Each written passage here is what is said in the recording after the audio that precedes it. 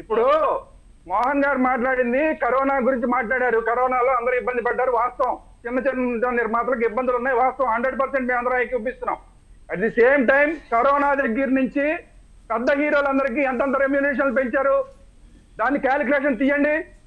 Corona వచ్చిన తర్వాత పెద్ద హీరోలు ఎంతంత పెంచుకుంటూ వెళ్ళారు, వీళ్ళకి పెంచడానికి మీకు అందరికీ నొప్పి వస్తుంది. హీరోల రెమ్యూనరేషన్లు సినిమాను హీరోను బట్టే మార్కెటింగ్ అవుతుంది. ఈ పిచ్చి మాటలు మాట్లాడకండి.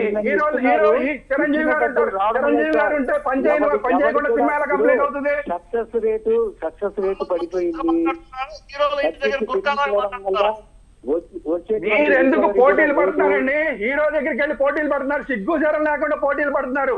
నిర్మాతలు సిగ్గుచరం లేకుండా పోటీలు పడుతున్నారు. ఒక నిర్మాత నుంచి ఇంకో నిర్మాత, ఒక నిర్మాతకు వెళ్ళిపోవడం ఇంకో నిర్మాత పొడుస్తున్నాడు. ఒక కాల్ షీట్ నుంచి ఒక హీరో కాల్ షీట్ ఇస్తే నాకు ఇంకా ఎక్కువ ఇస్తాను కాల్ షీట్ అని చెప్పి ఎక్కువ డబ్బులు ఇస్తారు. ఈ నిర్మాతలు కలిసికట్టుగా పనిచేస్తున్నట్ట, ఒకళ్ళొకడు వెన్నుపోటు పొడుచుకుంటున్నట్ట. సమాజాలు చేస్తున్నారా? ఏమి తెలియదు అనుకుంటున్నారా? ఇక్కడ ఏం తెలియదు కూర్చున్నారు అనుకుంటున్నారా? ఏమి ఇండస్ట్రీ గురించి తెలియని కూర్చున్నారు అనుకుంటున్నారా? మీ ఇష్టం మాట్లాడి వెళ్ళిపోతే. మోహన్ గారు మీరు చాంబర్ తరపున హీరో ఇంటి దగ్గర గుర్కాలా గారు వాళ్ళ వాచ్మెన్ లాగా మాట్లాడకండి. తగ్గుతాయి, అన్ని తగ్గుతాయండి.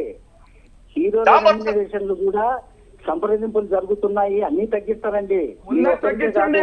ఈ మాట నా చిన్నప్పటి నుంచి చెప్తున్నారు, ఈ మాట నా చిన్నప్పటి నుంచి చెప్తున్నారు. ముందే తగ్గించండి. అది తగ్గించడం చేత కాదు.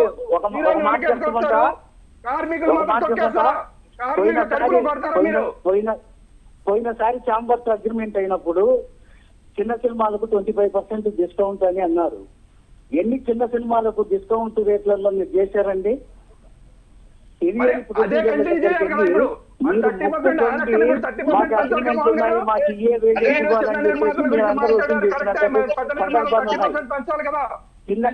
చిన్న సినిమా నిర్మాతల తరఫున ఎప్పుడు సపోర్ట్ చేశారండి మీరు?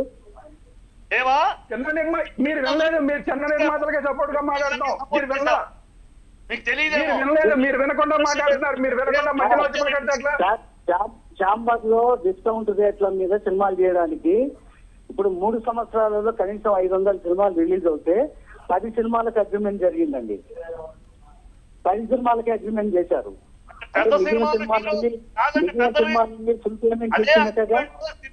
పెద్ద హీరోలకి రెమ్యూనరేషన్ కంట్రోల్ పెట్టారు. అయ్యిందా ఒక సినిమాకైనా? ఏం మాట్లాడతారండి? అవన్నీ జరిగింది, ఎగ్జిక్యూట్ కాలేదు. అప్పుడు అనుకున్న మీటింగ్ లో జరిగినాయి. ఉన్నారా లేదా మీటింగ్? ఒక మాట చెప్పండి కదా గురుగారు, మీరు పెద్ద సినిమాలకు మీరు ఈ రెమ్యూనరేషన్ హీరోలకు కోట్లు ఇస్తున్నారు, ఇవన్నీ వాళ్ళతో మాట్లాడుకోండి. వాళ్ళ విధి విధానాలు ఏవో కొన్ని చెప్పారు, వాటితో మాట్లాడుకొని వాళ్ళు ఏ పర్సెంటేజ్ లో పెంచుకుంటారో పెంచుకోండి. చిన్న సినిమాలు మాత్రం పంచే పరిస్థితులు లేవు సార్. చిన్న సినిమాల ప్రొడ్యూసర్లు ఎవ్వరు హ్యాపీగా లేరు. చిన్న సినిమాల పరిస్థితి రెగ్యులేటర్స్ మీద ఉన్నారు. ప్రొడ్యూసర్ల పరిస్థితి అర్థం చేసుకొని వాళ్ళకి సహకరించండి. చిన్న సినిమాలు మీరు పెద్ద సినిమాలు ఎస్కేప్ అవ్వద్దు. పెద్ద సినిమాల బాధ్యత తీసుకోండి. మీరు 30% పెంచండి, చిన్న సినిమాలకు పెంచొద్దు. వాళ్ళ కార్మికులు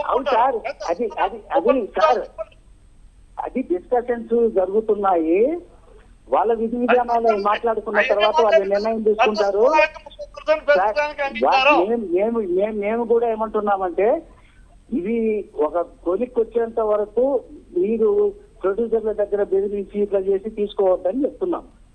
మీరు కూడా ప్రొడ్యూసర్లు కూడా ఈ కించపరిచి మాట్లాడటము, కార్మికులు అవమానపరిచి మాట్లాడటము, మీ స్కిల్ ఏంటి, మీకన్నా వాళ్ళకన్నా మీకు ఎక్కువ ఇస్తారా, ఈ గాడిదగుట్టు మాట్లాడకండి. ఆ జ్ఞానం లేకుండా మాట్లాడద్దు. కించపరిచి కార్మికులు అవమానపరిచి వాళ్ళని హేళన చేసే పద్ధతిలో మాట్లాడకండి. బాధ్యతతో మాట్లాడండి. కార్మికులు ఒక హీరో డైరెక్టర్ తోటి సినిమా కాదు, ఉంటేనే సినిమా. మీరు సినిమాలు తీసి మాట్లాడడం లేదు. సినిమాలు తీసే వ్యక్తులుగా కార్మికులను ఎప్పుడు మేము గౌరవిస్తాం. కార్మికులు ఉన్న పరిస్థితుల్లో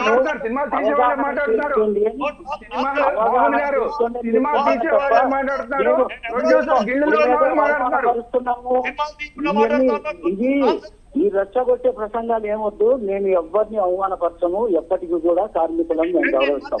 మీరు సినిమాలు తీయకుండా నీకు తెలుసా మేము ఎవరో? సినిమాలు ఏం తీసావో తెలుసా? నువ్వు పుట్టక ముందు సినిమాలు తీసావా? ఏం మాట్లాడతావు? పుట్టక ముందు ఏం మాట్లాడతావు నువ్వు?